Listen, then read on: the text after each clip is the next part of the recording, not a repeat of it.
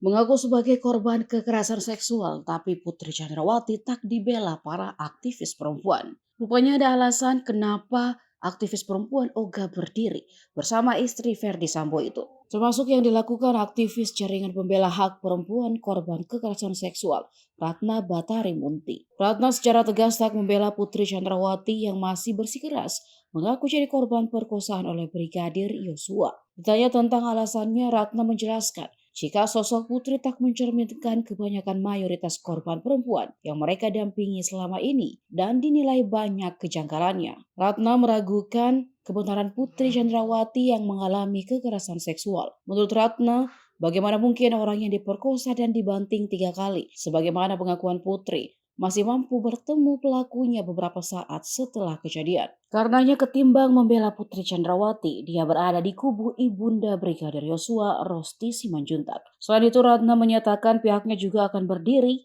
untuk istri puluhan anggota Polri yang suaminya menjadi korban skenario bohong mantan Kadif Propam Verdi Sambo.